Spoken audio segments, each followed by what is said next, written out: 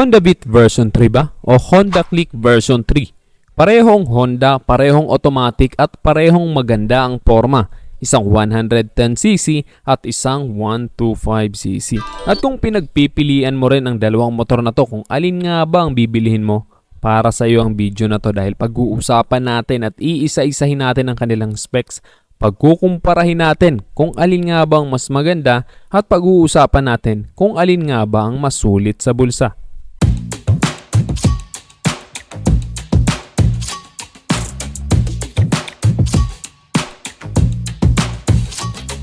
Unahin natin pag-usapan ang kanilang makina. Itong Honda Beat ay 110cc, 4-stroke single overhead cam, air-cooled ESP engine at program fuel injected. At ang kanyang maximum power ay 6.63 kW at 7,500 RPM with a maximum torque of 9.3 Nm at 6,000 RPM. Samantalang itong Honda Click version 3, ito ay 125cc, 4-stroke, 2-valve single overhead cam, liquid-cooled engine, ESP engine at naka-program fuel injected na rin. Ang maximum power ay 8.2 kW at 8,500 RPM with a maximum torque of 10.8 Nm at 5,000 RPM. So obviously, mas lamang at mas powerful dito ang Honda Click 125. Unang-una, naka-liquid cool dito, so mas flexible ang kanyang cooling system kahit mapamahabang biyahe pa yan. At sa maximum power and maximum torque ay mas lamang talaga ito dahil obviously naman ito ay 125cc at 110cc lang ang Honda Beat. Pero pagdating naman sa fuel efficiency, mas matipid dito ang Honda Beat. Kumukonsumo lang ito ng 58.2 km per liter. Samantalang itong Honda Click ay 50.3 km per liter, which is matipid rin naman. Pero kung gusto mo talaga ng mas matipid pa, so goods na goods talaga dito ang Honda Beat. Hindi ka lugi sa napakamahal na gasolina ngayon. Then pagdating naman sa fuel capacity, mas malaki nga lang ang fuel capacity dito ng Honda Click dahil 5.5 liters. Samantalang sa Honda Beat ay 4.2 liters lang. Kaya pagdating dito medyo mapapaisip ka kung matipid nga ba sa gasolina ang pipiliin mo o ang mas malakas ang power. Depende sa iyo yan kung saan mo gagamitin ang motor mo. Pagdating naman sa forma, pareho silang maganda, parehong modern at parehong version 3. Pero mas aggressive at mas bulky ang design ng Honda Click version 3 dahil itong Honda Beat ay slim lang. Dahil mapapansin naman natin, medyo mas simple lang talaga ang design ng Honda Beat.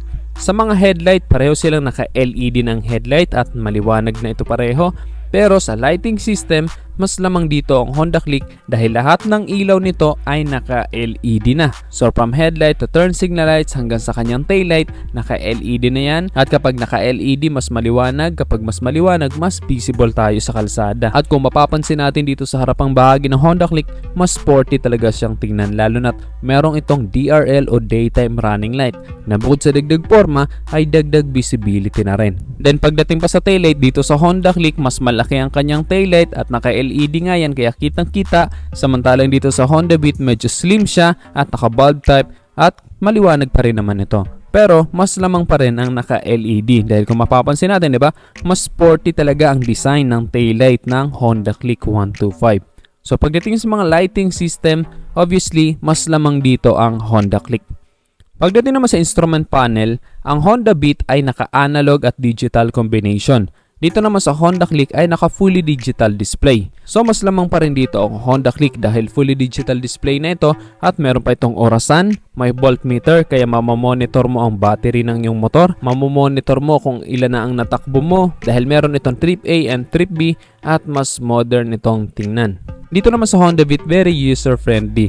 Nandiyan ang kanyang speedometer, tapos dito sa kanyang digital ang kanyang fuel indicator at ang kanyang odometer. At pareho na rin silang may bulsa dito sa harapan. Pero dito sa Honda Click, dalawa ang kanyang bulsa.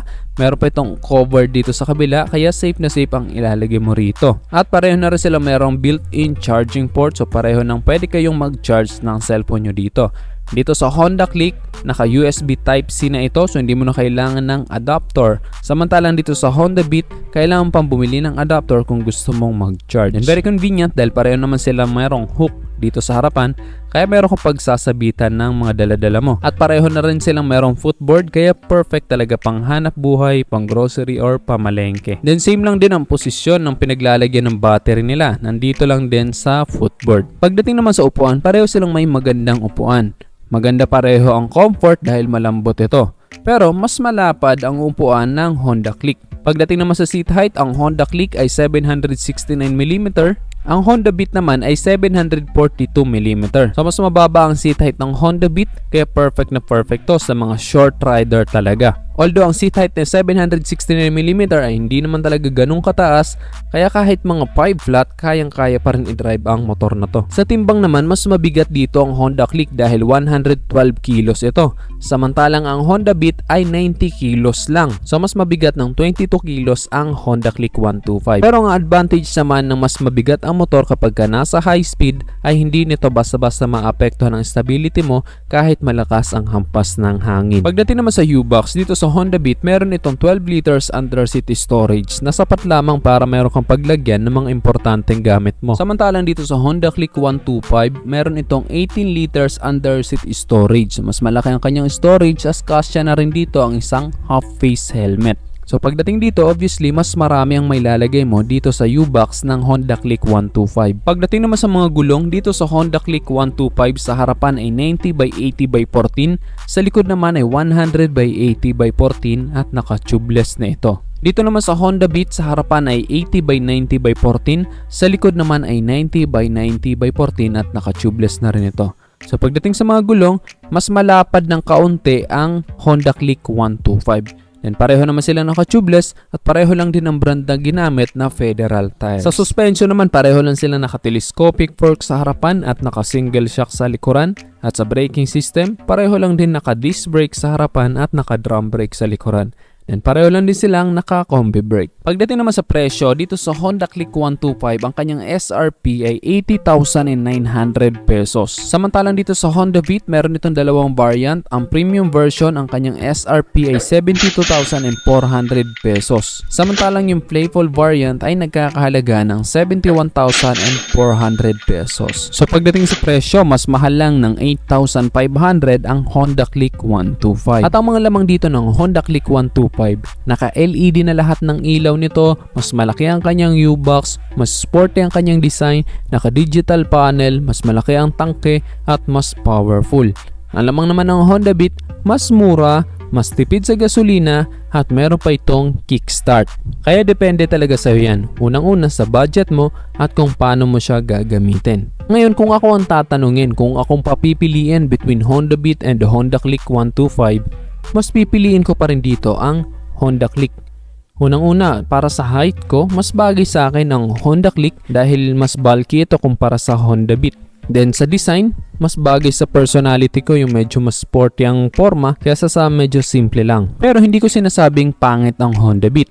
Dahil kung pagmamasdan natin ang Honda Beat, napaka-premium yung tingnan, mas maganda na siyang tingnan kumpara sa older version nito. Kaya depende yan sa taste mo. At ang masasabi ko lang, pareho silang worth it bilhin. Wala kang pagsisisihan dahil pareho naman maganda ang forma, maganda ang performance at pareho silang matipid sa gasolina. At pareho silang Honda. Kaya guys, anong mas pipiliin nyo? Itong Honda Beat version 3 o itong Honda Click 125 version 3? E-comment nyo na lang sa baba ang inyong opinion. At kung nagustuhan mo naman ang video to, just hit like. Kung bago ka lang sa aking YouTube channel, huwag kalimutan mag-subscribe. Click mo na rin ang notification bell para sa mga susunod kong video ay updated ka palagi. Yun lang guys, hanggang sa muli, ako sa Rosgo TV. Ride safe always and God bless.